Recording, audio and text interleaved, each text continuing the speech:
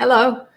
Hi. We are live on the Q&A series for team management and leadership skills development. How are you today? How is your motivation level? Is it high? Is it low? Let me know in the comments because actually this is what we're going to talk about today. We're going to talk about motivation. We're going to talk about how can we motivate our team. And for those of you who've been watching for a while, you already know that I work with corporate managers and also with small business CEOs to help them become dream bosses and also to help them build dream teams. So in the Lead for Legacy League, which I'm going to tell you about at the end of this, we do a lot of work on strategies and on work styles and on finding some solutions right now to help motivate our team, but also motivate the managers or the small business CEOs themselves, because who motivates them? I mean, they're under a lot of pressure and a lot of stress and a lot of anxiety, like everyone else, right? So this is what we are going to talk about today. How can we motivate the team? And before we dive right in, I wanted to show you a little bit of what we've talked about in previous Q&A sessions right here, just so you can have a picture of what questions I've been answering. I don't know. It's not a best speaking day today, but I'd rather do this than not, because this is an important question. But if you've missed the previous Q&As, they're all in the link in the description of this video. So just click on it and it will take you on the All Personal Learning platform, which also has this free Q&A series. And you can get all of the videos and all of the resources for all of these questions, all of the previous shows that we've done here. It's a show because you're making it possible, because you're asking the questions. So keep your questions coming, and definitely keep your comments coming right here. If whenever you're catching this, you can comment and make your comments and suggestions and even ask your next question. So I wanted to start with this. I wanted to start with you thinking about yourself, because motivation goes a long way, especially when it's internal, when it's intrinsic motivation. That's what we're talking about. So if you look at this sentence, complete it any way you want to. I feel I am making the best impact on the team when, and there you go. I'm going to leave it for a while here because this is important. I don't think it's a question that we think about too often. I think it's a good exercise to go through, by the way. And especially if you are managing a team right now, because I bet you don't think about it enough. Because what I've seen that happens with managers and small business CEOs that lead teams, they typically exclude themselves from whatever it is that they want to do for the team. They don't think they themselves are part of the team. So that's why this is for you especially. And if you don't lead a team, remember, officially or directly managing a team, remember you're managing yourself first. You are your own team to manage, both at home and at work. And by the way, some of you might also be managing team home. How about that? I call it team home. If you have kids, If you have a partner that you live with, if you live with your parents, it really doesn't matter. You still need to manage this team so that you can get the work done, right? How many of you need to do that? So when do you feel you're making your best impact? When you work in whatever team you are working in. That's a question for you. And that's an important question for you to keep asking yourself and keep answering it. Because here's why. And I really recommend Daniel Pink's book, Drive, The Surprising Truth About What Motivates Us. When we talk about motivation, read the book, and it will give you a lot of insights about what motivates us. But the reality is, as he describes in the book, that there are 3 elements of motivation, which are autonomy, mastery, and purpose. And by the way, go on the link in the description of this video, and on the All Personal Learning platform, you also have the free live masterclass series for people who lead people in teams. And I talked about team motivation and engagement in that masterclass as well. It's free. Just click on the link. You can watch it and get all of the resources. The reason I'm saying this is because we need all 3. When we talk about motivation, we really need all these 3 elements so that we feel engaged and motivated, so that we feel we matter.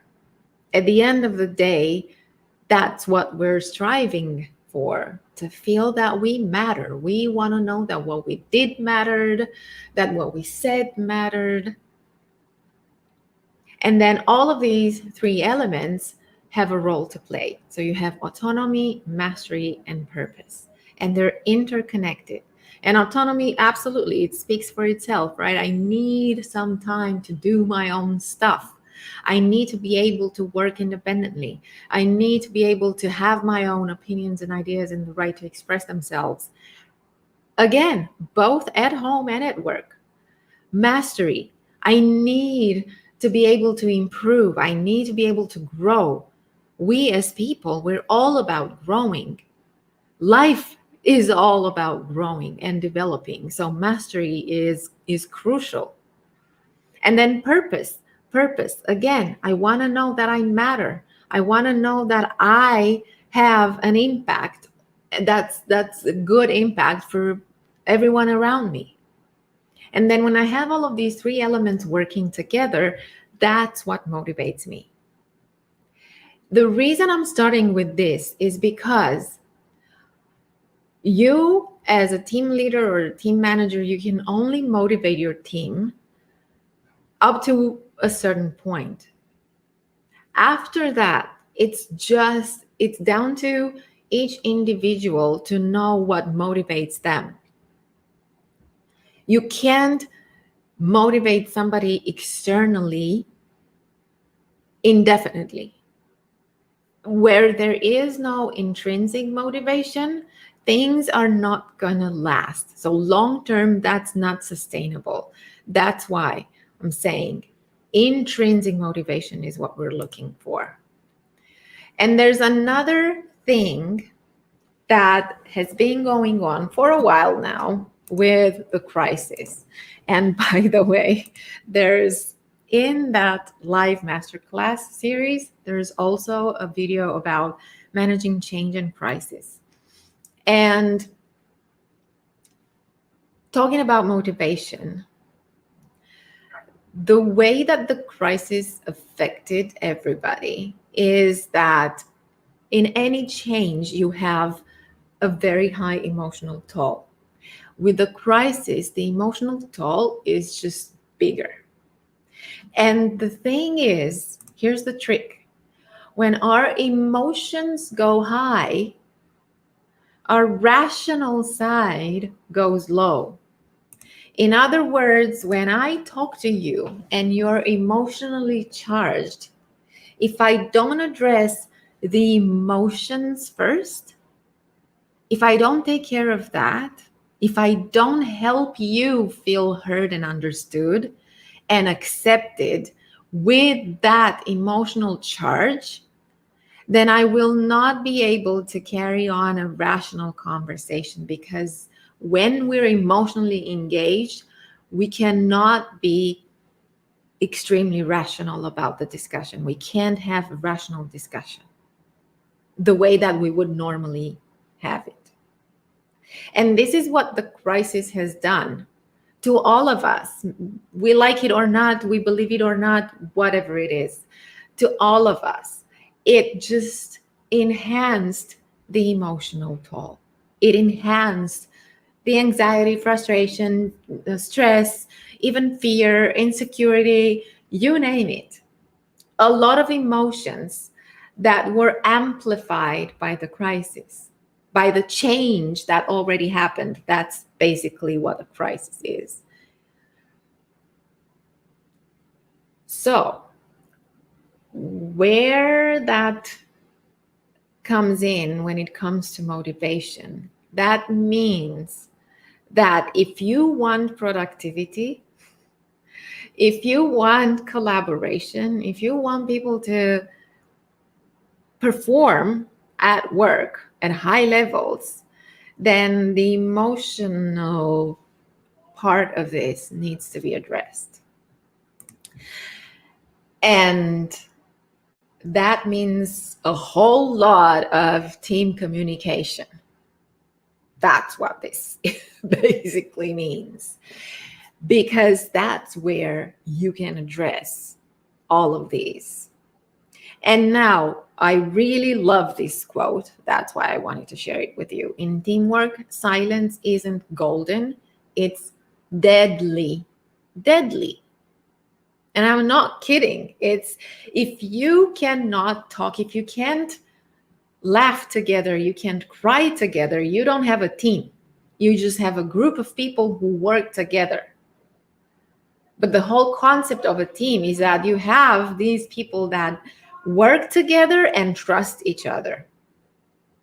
It's this combination, and trust is not built in just we don't talk to each other, we don't talk about this, we don't talk about that, we just talk business. It does not work this way, because we connect on a personal level, because trust is built on a personal level. So remember that in teamwork, silence isn't golden, it's deadly. And so when we talk about communication, we have two forms of communication. I'm going to address the formal communication first, and then the informal one, because formal goes to the more rational side of discussing things. And yes, there are ways in which we could continue this kind of formal communication with the team, right? And you all know already virtual meetings like this one, right? Emails. Yeah. Been there, done that. Think about benefits that you can also offer that are different from the benefits that you used to offer before. That goes to, if you are a small business CEO, then you're basically in charge of this.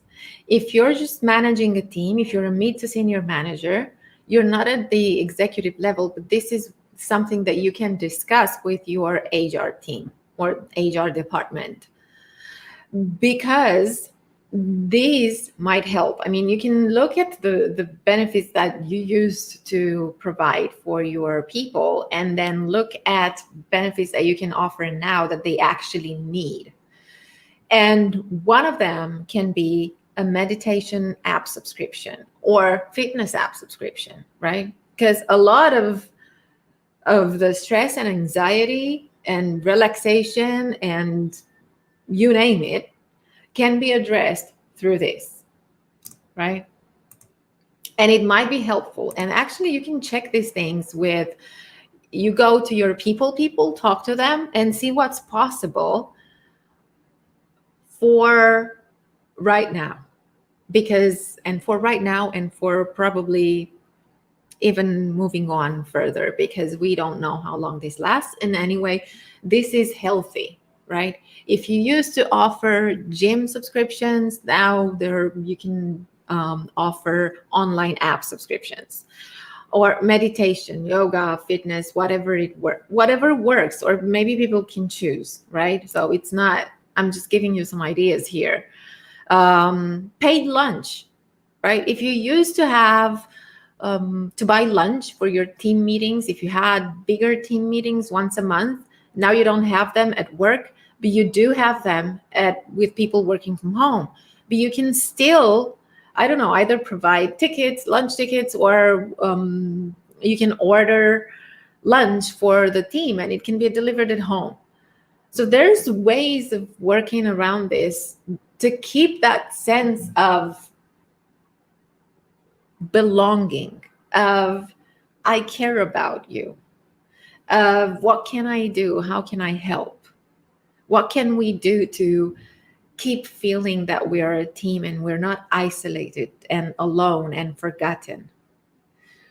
You can also offer what I've seen a lot of organizations do is offer team or individual coaching programs. And by the way, this goes hand in hand with team development programs. And it can be a combination. And I love to call them programs because I don't believe in one-offs. I don't believe, hey, let's do a workshop on how we can manage stress. And then we'll definitely be able to master managing stress. It doesn't work like this. You need short sessions that are regular, where people can come together and discuss challenges, successes, frustrations, whatever it is. But they need to have that environment created where they can discuss this. And yes, where they can learn new ways of doing things, learn, brainstorm, discuss, connect, network. This is crucial right now. So if you have a people department, they will probably have something in place already. Or if you really want your team to be involved in these programs, all you need to do is talk to your people. If you don't have people, talk to me. I can help you with developing programs.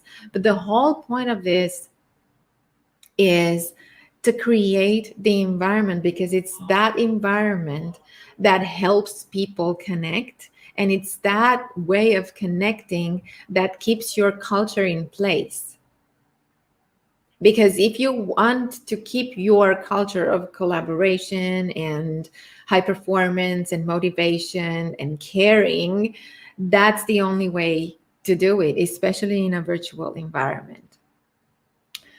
And personally, I always tell people, revive phone calls as opposed to making all of your meetings virtual. I'm not saying don't do virtual meetings. Hey, no. It's not about that. The lunch together, with the team meetings, the individual or team coaching programs, the team development programs, they're all going to be virtual meetings.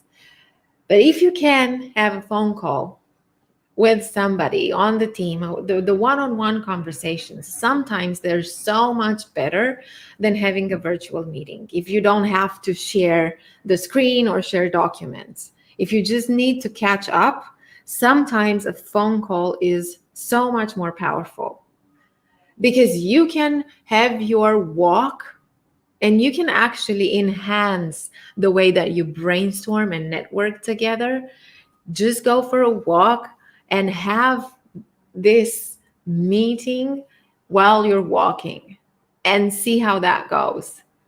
Plus, for people who are on the way to here or there, picking up their kids or dropping their kids off to school, that is crucial to have this kind of flexibility.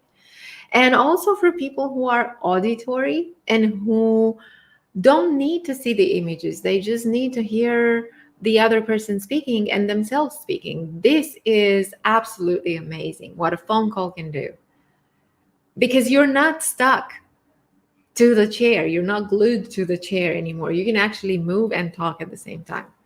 So revive phone calls and Share your workspace. You can work together virtually. That is an amazing tool of helping people share the workspace. Like they were sharing the office space before. Now you can share the workspace virtually. You get together on Zoom. You don't have to stare at each other. You just work on your projects or on your project as a team. But what this does is communication is fast. I can ask you a question, you hear me, you answer me. I can even say, hey, I'm going to go pour myself a cup of coffee. Who wants one? I'm not going to be able to give you one, but hey, we're having coffee together. We're hearing each other. We're working together. We can ask questions and we can get answers. Spencer says, I want to make sure I have an employee. Okay. Want to make sure he's motivated. What do I do? All he seems to care about is rock climbing and smoked chicken. Okay, do you have this in common with him? That would be interesting to know. So do you care about rock climbing and smoked chicken? Or does he know what you care about? Do you talk to him about what you care about? Do you have this kind of conversation? Because here's the trick. So there's the formal communication, which I believe, okay, I hope those were some ideas that you might start to implement and see how those work. But hey, for informal communication, and I love this quote, in every job that must be done, there is an element of fun. And that's from Mary Poppins, by the way. That's my, yeah, okay, that's very mature of me. But hey, I really believe that, because these are the moments that we remember and that we're going to talk about years from now.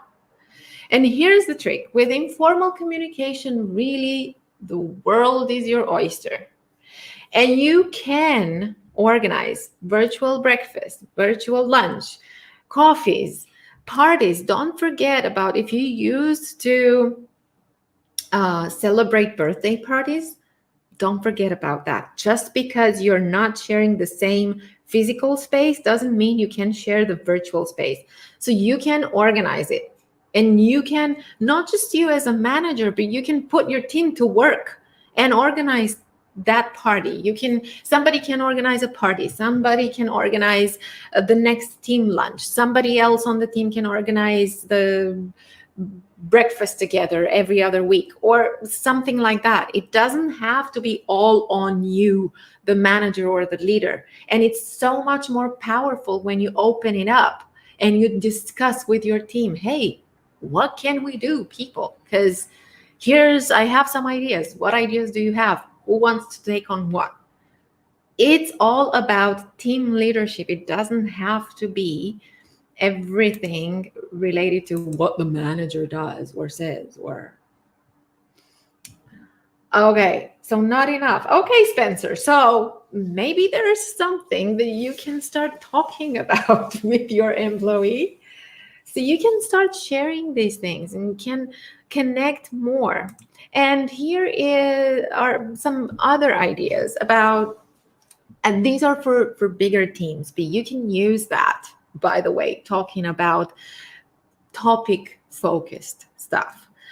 What I've seen working in larger organizations is where you have groups who meet online or who chat on, I don't know, on a WhatsApp, for instance, app or whatever it is, where you create the group. And it can be, I just played with some group names over here.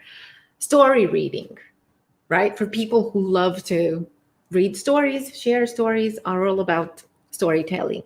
Or musical people, for people who have any kind of inclination towards playing an instrument or singing or stuff like that. Chefs among us, right? People who love cooking and they can share recipes and stuff like that. Photography passion, people who love taking photos, right? And sharing those. And you have all of these groups. Or Picassos, people who love drawing or painting or that kind of visual arts. Tech Top 10, people who are very techie. And they get to discuss together, and you're creating these smaller groups based on topics that people care about. And by the way, Spencer, that goes back to you. Okay, good idea. Okay, right? Create your own topics and you can talk about that, because here's the trick. We connect when we resonate, when we have something in common. We like that. We love that. We love to talk about what we're passionate about, and we love to share that. What would you say to say that right now if you had him in the room to make sure he's happy? I don't know him. I'm sorry. I don't know. I think I would ask him. I would just, okay, so how did you start rock climbing? Do you have some photos? Do you participate? What do you have to do to start rock climbing, for instance? That's a good conversation. Being interested, being curious about their passions, because that proves that you care about it and you want to find out more. And there you go. The conversation can move further. And then they ask you, what about you? What do you love doing? And you find stuff about each other. Okay, again, virtual working sessions, super powerful. Or shared photos, shared recipes, shared solutions that can work for anything, right? Okay, so if I have somebody who is an expert in rock climbing, I'm gonna go ask him, what do I have to do to start doing that? What do I need to avoid doing so I don't injure myself? Stuff like that. But you can talk about all of these things, because we need to replace the water cooler conversations that were happening in an office with something, because we're social beings. We need the interaction. So go ahead and we can use creativity in these particular instances, especially right now. And you can ask them. I think he spends a lot of time in the kitchen and not enough on the computer making motion graphics. Okay, is this a concern that you shared with him, by the way? Because that's another thing that we don't do, is sometimes we just suppose, we assume, but we don't express it. Is there a way that you can express that concern or discuss it or check on the assumption that you're making?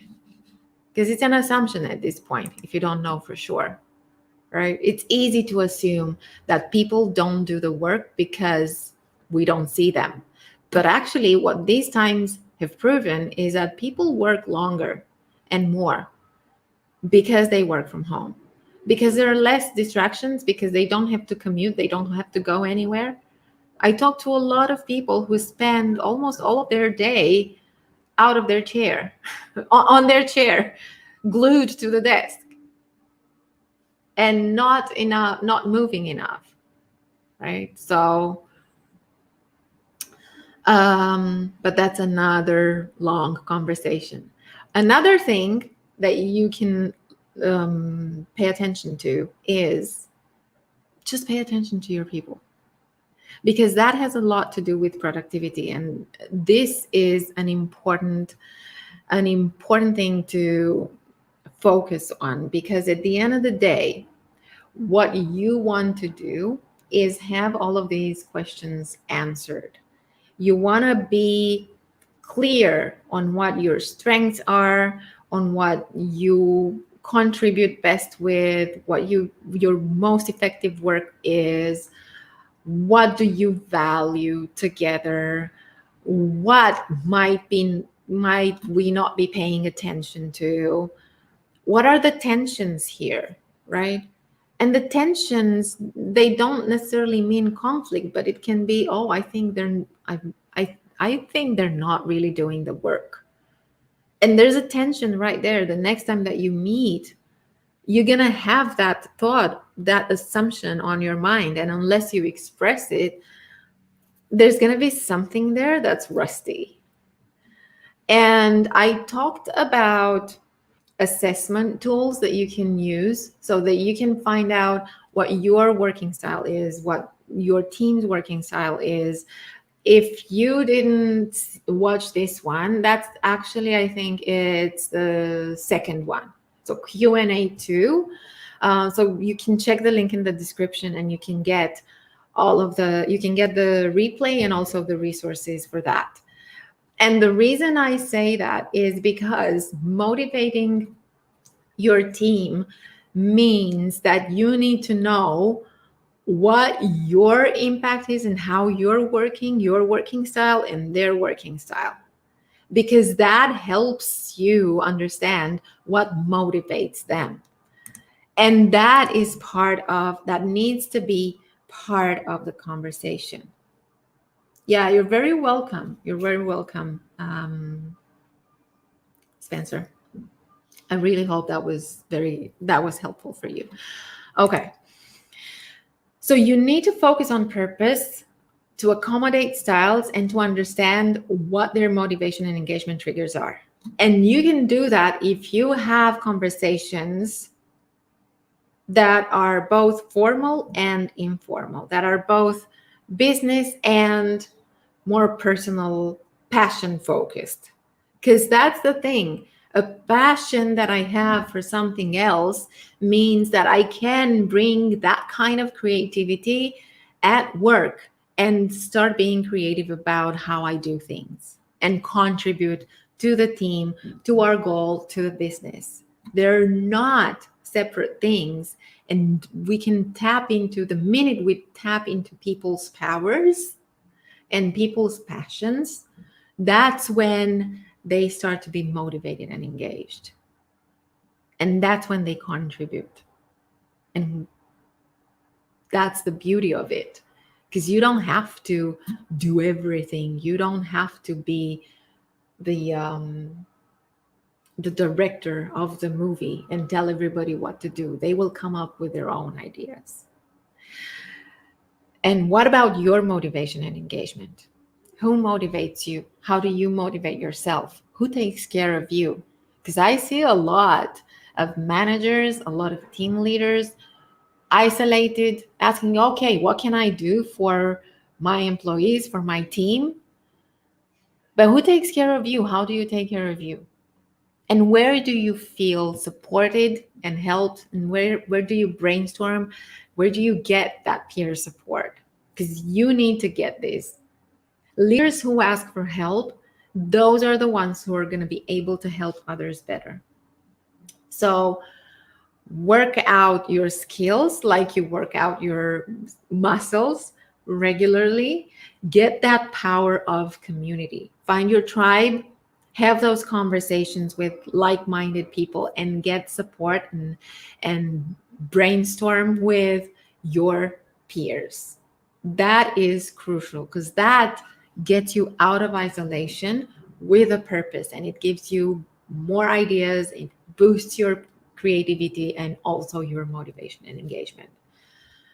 And because we talked about that, I need to talk to you about the Lead for Legacy League, which is, as I was saying at the beginning, the global online program for management and leadership development. And we do a lot of that. We work with mid to senior managers and leaders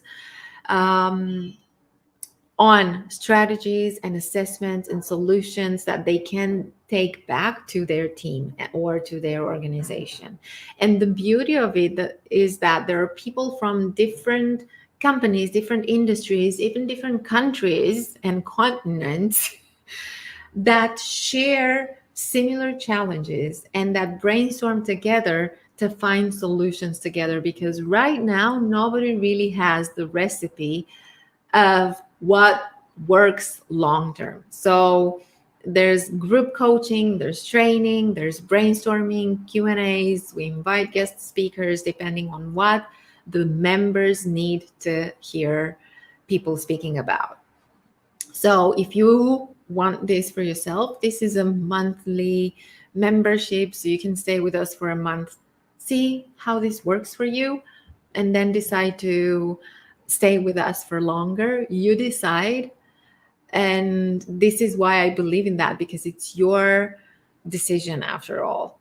But it is a group that acts like a support group and also like a learning, coaching, and brainstorming group long term for you. And here's some of the stuff that we do. We have, for instance, this month, this is what we have planned. By the way, the structure of the meetings is the same every month. It's the topics that are different.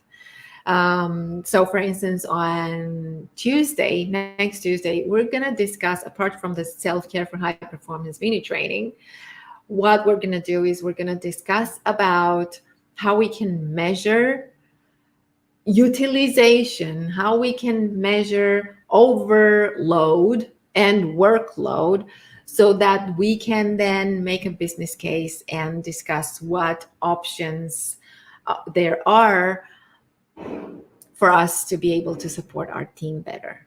So that's one of the things. And it was something that the members requested and that they deal with right now. It is such an important part of motivation and engagement.